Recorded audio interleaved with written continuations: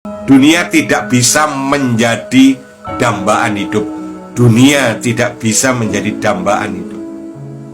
Karena dunia ini rapuh, rentan.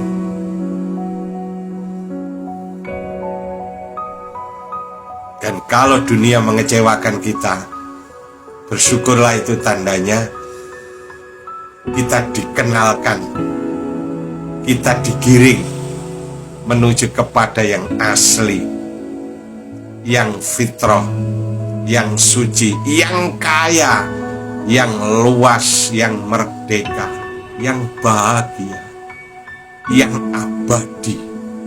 Bahagia abadi, merdeka abadi, luasnya abadi, gembiranya abadi, nikmatnya abadi, kekal dan kokoh. Itulah tempat sampai kita. Itulah diri sejati kita. Itulah jumprit kita. Kembali sekarang juga, mumpung masih di dunia ini. Kembali kepada Allah itu tidak menunggu mati. Kembali sekarang juga. Jadi sekarang ini kita menikmati nikmat hakiki, kita menikmati nikmat hakiki di dunia ini, kita sambil menikmati nikmat dunia. Jadi nikmat dunia itu hanya nikmat sambilan, bukan nikmat pokok. Dunia ini nikmat, tapi ini nikmat sambilan, bukan nikmat pokok. Nikmat semau-mau kita aja, sebutuh-butuh kita aja. Nikmat sementara, bukan nikmat utama. Jadi kembali kepada Allah melalui kembali kepada diri suci, diri fitrah, diri sejati. Kita sekarang Idul Fitri, sekarang juga kita menikmati dunia ini sebagai kenikmatan tambahan. Itu yang disebutkan oleh Allah, barang siapa yang bersyukur akan ditambah.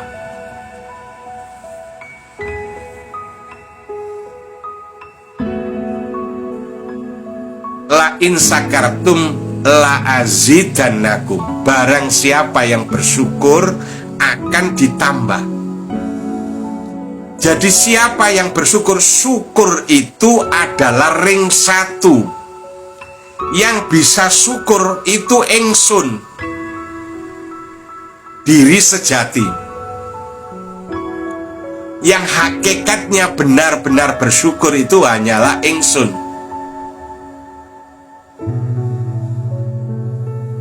Kalau tidak ingsun, tidak bisa bersyukur secara sempurna, secara hakikat. Secara hakikat yang bisa syukur itu ingsun. Karena nikmatnya Allah itu latuh suha, tidak terhitung. Bagaimana nikmat yang tidak terhitung bisa disyukuri oleh diri jasmani kita yang terbatas, oleh diri rohani kita yang masih terbatas?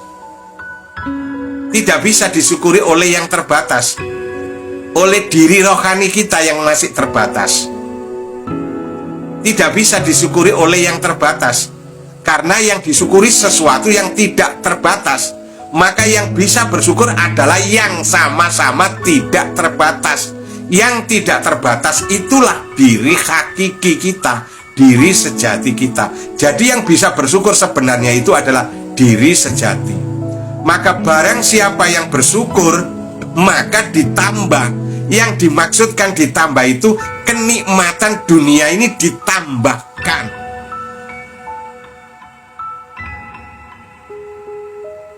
Hanya sebagai tambahan untuk hamba-hamba Tuhan yang abdan sakuro, hamba-hamba Tuhan yang bersyukur. Dunia ini hanyalah tambahan saja, kenikmatan embuk.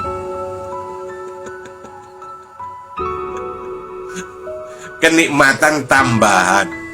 Ada yang suka mobil, seneng mainan mobil, silakan. Kalau mau seneng mainan rumah, silakan. Kan boleh punya rumah 2, 3, atau rumahnya di tingkat berapa, dihiasi dengan, boleh. Ini kenikmatan tambahan, boleh. Yang punya istri kepengen tambah, boleh. Ini nikmat tambah. Yang senang uang, mau menumpuk uang, boleh. Punya uang yang banyak. Yang suka pertanian, kepengen punya kebun cengkeh, kebun rambutan, atau kebun durian yang luas, boleh. Asalkan tidak merepotkan hidupmu, asalkan membuat kamu senang. Dunia ini boleh, asalkan membuat kamu senang, aman. Karena kata Rasulullah, kaya itu tidak bahaya bagi orang yang bertakwa.